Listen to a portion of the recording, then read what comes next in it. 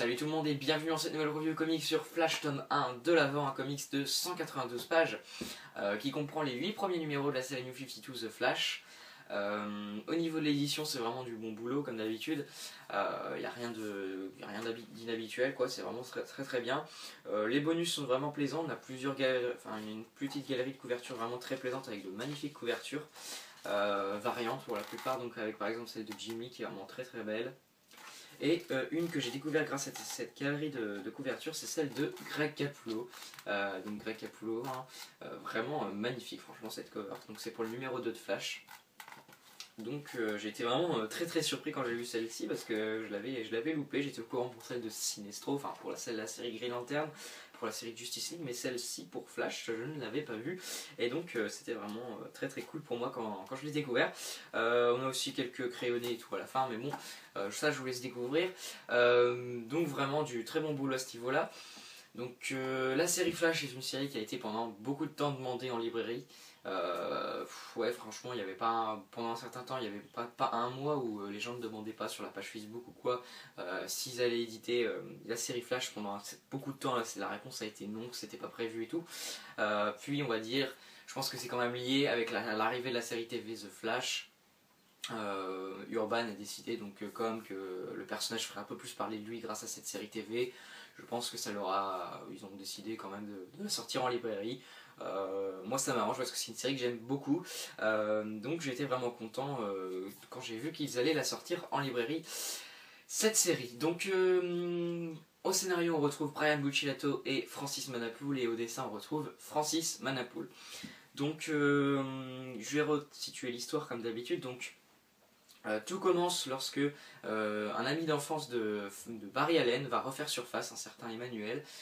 Il va refaire surface et on va découvrir que cette personne a été victime d'expériences qui ont fait qu'il se retrouve avec des clones, tout simplement, voilà, des clones de lui, mais qui sont pas forcément pas très gentils, qui sont pas forcément de son côté. Ils ont chacun leur personnalité, etc. Pour chaque clone, etc. Et ils vont à un moment faire une expérience qui va semer un blackout total sur les deux villes jumelles, donc Central City et la deuxième, je suis désolé, j'ai oublié le nom. Donc ça va semer un blackout total sur ces deux villes, donc ça va vraiment être très compliqué. Il va y avoir par exemple à un moment un avion qui va s'écraser parce que ça va envoyer une impulsion électromagnétique, une EMP je crois, qui va faire que tous les appareils électroniques qui marchaient à ce moment-là vont plus marcher, donc l'avion forcément va commencer à s'écrouler. Donc vraiment une situation plutôt chaotique, pendant que Barry Allen va faire la connaissance d'un docteur Elias qui va lui en apprendre un peu plus sur ses pouvoirs, la force véloce, etc. Donc voilà pour l'histoire. Moi j'ai trouvé le scénario dans l'ensemble vraiment bien foutu, bien écrit, plutôt plaisant à lire. Le petit bémol, ça serait quand même que la résolution de l'histoire, donc l'arc avec Emmanuel, etc., je l'ai pas trouvé exceptionnel, je l'ai trouvé un peu convenu et un peu vite expédié. C'est un peu ce qui m'a vraiment dérangé. Je m'en souvenais plus vraiment parce que quand je l'ai lu c'était au tout début des New 52 en VF, donc c'était il y a quand même plutôt un bon bout de temps maintenant. Donc je me souvenais plus trop de ça. Mais c'est vrai que je dois avouer que le final de ça est un peu décevant, mais ouvre sur quelque chose de plutôt intéressant, avec comme par exemple le Captain Cold, un personnage que j'aime beaucoup personnellement. Donc c'est vraiment pour l'instant, c'est un des bémols du tome, c'est que quand même j'ai trouvé cette résolution un peu vite expédiée. C'est clair que c'est pas le meilleur arc, je dis pas le contraire, franchement le meilleur est à venir, croyez-moi. C'est peut-être un peu lent à démarrer pour le début, etc. Donc voilà, c'est peut-être un peu les petits défauts que je noterai pour le scénario sur ce tome, une conclusion un peu vite expédiée. Enfin, c'est pas vraiment la conclusion, c'est pas la fin du tome, c'est vers les trois quarts du tome avec la conclusion de l'arc sur Emmanuel, etc., qui est plutôt décevante. Alors, je crois que là, je viens de voir le nom, mais en fait, c'est pas Emmanuel, c'est Manuel tout court. Donc, je me suis un peu gouré, désolé, mais c'est à peu près la même chose, hein. Donc c'est Manuel, pas Emmanuel. Donc pour le scénario, dans l'ensemble un bon scénario, plutôt plaisant à lire. On prend plaisir à suivre les personnages, etc. Il y a beaucoup de choses intéressantes qui sont développées, comme je vous dis, avec la force véloce, etc. La fin du tome est vraiment très bonne et ouvre vers quelque chose de vraiment très intéressant, et qui, en ce qui me concerne, comme je sais la suite, est vraiment très plaisante. Et vraiment, dans l'ensemble, un bon scénar. L'autre grande force du tome, parce que le scénario est quand même assez perfectible, ce sont les dessins qui sont juste une grosse claque monumentale. Donc vraiment, c'est du Francis Manapoul pour les dessins, et à la colo c'est Brian Buccellato. C'est juste incroyable, vraiment incroyable, avec tout ce découpage de Manapoul. Vraiment, il n'y a vraiment que ce dessinateur pour moi qui arrive à faire qui arrive vraiment à m'impressionner à ce niveau-là. Le découpage est juste hallucinant. À chaque numéro, on a de nouvelles idées de mise en scène, etc. C'est vraiment très ingénieux de sa part. En plus de ça, les dessins en eux-mêmes sont juste sublimes, c'est magnifique, vraiment. Il y a vraiment très... Voilà, cette page par exemple là, est vraiment incroyable, avec Flash comme ça, qui regarde la ville.